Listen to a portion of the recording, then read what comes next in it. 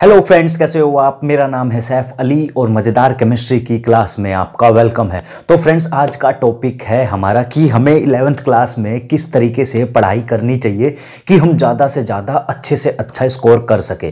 तो फ्रेंड्स, आप लोगों के 10th क्लास के एग्ज़ाम तो कैंसिल हो चुके हैं, तो बहुत बच्चों ने अपनी 11th क्लास की पढ़ाई स्टार्ट कर दी होगी और जिन्होंने नहीं भी की होगी वो जल्द ही स्टार्ट कर देंगे।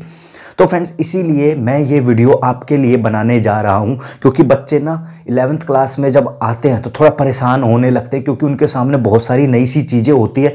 तो वो थोड़ा टेंशन में आ जाते हैं कि यार ये मुझे कैसे करना चाहिए, कहीं मैं फेल ना हो जाऊं। तो इसीलिए ना फ्रेंड्स, मैं ये वीडियो आपके लिए बनाने जा रहा हूँ। तो उम्मीद करता हूं आप इस वीडियो को पूरा देखोगे, अच्छे से देखोगे, ताकि आपको इस वीडियो से हेल्प मिल सके कि आपको 11th क्लास में किस तरीके से पढ़ना है। तो चलिए स्टार्ट करते हैं। तो फ्रेंड्स, जैसे ही आप क्लास 11th में आते हो तो आपकी लाइफ में बहुत सारे चेंजेस आना स्टार्ट हो जाते हैं, क्योंकि ये आपकी लाइफ का वो टर्निंग पॉइंट होता है जहां आप डिसाइड कर कर आते हो कि यार मुझे फ्यूचर में आगे डॉक्टर बनना है, इंजीनियर बनना है, ऑफिसर बनना है या पायलट बनना है। और इसके अकॉर्डिंग आप अपनी 11th क्लास की पढ़ाई स्टार्ट कर देते हो अपने गोल को अचीव करने के लिए। तो फ्रेंड्स, होता क्या है बहुत बच्चों के साथ, जब वो जैसे ही 11th क्लास में आते हैं वो डर जाते हैं, ओह कि इतना खतरनाक सिलेबस, ये मैं कैसे करूंगा। तो फ्रेंड्स, सबसे पहले मैं आपको बता दूं, आपको अपने सिलेबस को देखकर डरना नहीं है, क्योंकि देखो जो चीज़ें आपने 9th क्लास में पढ़ी है, 10th क्लास में पढ़ी है, वो चीज़ें अब आपको 11th में और 12th में डिटेल में आने वाली है। तो जिन बच्चों को अब अपना 9th और 11th का कॉन्सेप्ट समझ में, 9th और 10th का कॉन्सेप्ट समझ में नहीं आया था ना, वो कॉन्सेप्ट अब आपके 11th और 12th क्लास में क्लियर होने वाली है। अभी हम बात कर रहे हैं अपनी 11th क्लास की। तो बच्चे जैसे ही 10th क्लास से 11th में आते हैं तो उनके लिए बहुत सारी चीज़ें नई हो जाती है, क्योंकि अब जैसे कि 10th क्लास में एक एग्जांपल लेकर चले कि वो सिर्फ साइंस पढ़ रहे होते हैं और उनका सिर्फ एक ही पेपर होता है साइंस का। पर अब यहाँ पे आपके लिए साइंस बढ़ चुकी है, आपके लिए फिजिक्स अलग हो गई है, केमिस्ट्री अलग हो गई है, बायोलॉजी अलग हो गई है। अब आप पर्टिकुलर सब्जेक्ट का पर्टिकुलर पेपर दोगे, आप फिजिक्स का पेपर अलग दोगे, केमिस्ट्री का पेपर अलग दोगे और बायोलॉजी का पेपर अलग दोगे। तो जिससे आपको पता चल रहा होगा कि यार यहाँ पे चीज़ें अब डिटेल में मिलने वाली, अब डिटेल में मिलने वाली है। तो थोड़ा सा तो आपको अपने आप को टाइम तो देना पड़ेगा ना।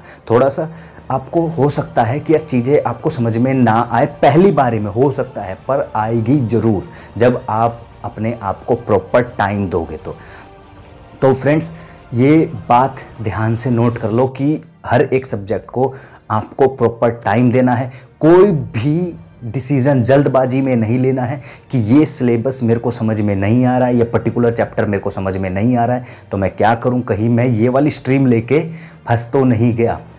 तो फ्रेंड्स, ऐसा बिल्कुल भी नहीं सोचना है आपको। मैं आपको बता दूं कि बहुत बच्चे जो 10th क्लास में टॉपर होते हैं ना, वो 11th क्लास में एकदम धड़ाम से उनके मार्क्स गिरते हैं।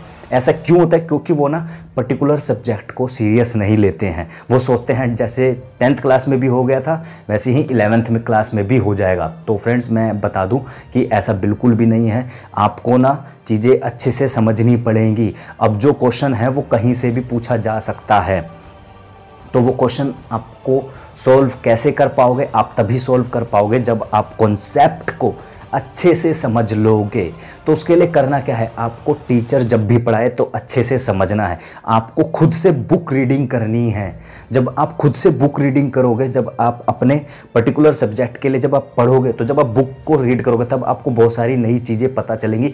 ज़्यादा से ज़्यादा आपको न्यूमेरिकल सोल्व करने हैं, ताकि आप जान पाओ कि यार जो चीज़ें मैंने पढ़ी है वो अब मैं अप्लाई करके देखता हूँ। अगर आप क्वेश्चन सोल्व कर पा रहे हो तो इसका मतलब वो चीज़ें आपको आ रही है, जहाँ से आप खुद को सेल्फ इवेल्युएट कर पाओगे, जान पाओगे कि मुझे चीज़ें समझ में आ रही है या नहीं आ रही है। पर फ्रेंड्स, मैं आपको बता दूँ 11th क्लास में बहुत बच्चे टेंशन में आ जाते हैं कि यार मुझे चीज़ें समझ में नहीं आ रही है। तो आपको बिल्कुल भी ऐसा नहीं करना है। आपको अपने आप को प्रॉपर टाइम देना है। चीज़ें समझ में आएगी, ज़रूर आएगी, जब आप समझने की कोशिश करोगे। हिम्मत नहीं हारनी है, ठीक है ना? आपको हिम्मत नहीं हारनी है। आपको अपने आप को प्रॉपर टाइम देते रहना है और टाइम मैनेजमेंट ज़रूरी है, ये आपके लिए बहुत ज़रूरी है। क्योंकि अब मैंने जैसे कि बताया कि अब आपके लिए फिजिक्स केमिस्ट्री अलग है, तो आपको प्रॉपर फिजिक्स को टाइम देना, प्रॉपर केमिस्ट्री को टाइम देना है, प्रॉपर बायोलॉजी को टाइम देना है। अगर आप कॉमर्स के स्टूडेंट हो तो आपको प्रॉपर अकाउंट के लिए टाइम देना है, आपको बिजनेस के लिए टाइम देना पड़ेगा, आपको इकोनॉमी के लिए टाइम देना पड़ेगा। तो जिस तरीके से आप टाइम मैनेजमेंट करके पढ़ोगे तो आप बिल्कुल अच्छे से अच्छा स्कोर कर पाओगे। तो फ्रेंड्स, जो बातें मैंने आपको बताई है आप इन बातों को नोट कर लीजिए। तो फ्रेंड्स, ये कुछ बातें थी जो मुझे आपको बतानी थी कि 11th क्लास में आकर बच्चों को कैसा लगता है और उनको क्या करना चाहिए। तो फ्रेंड्स, वीडियो अगर आपको पसंद आई है तो वीडियो को लाइक करिए, ज़्यादा से ज़्यादा इसको शेयर करिए। और अगर अभी तक आपने मेरे चैनल को सब्सक्राइब नहीं किया है तो फ्रेंड्स प्लीज़ चैनल को सब्सक्राइब कर ले। मिलते हैं नेक्स्ट वीडियो में किसी नेक्स्ट टॉपिक के साथ, तब तक के लिए goodbye, see you again.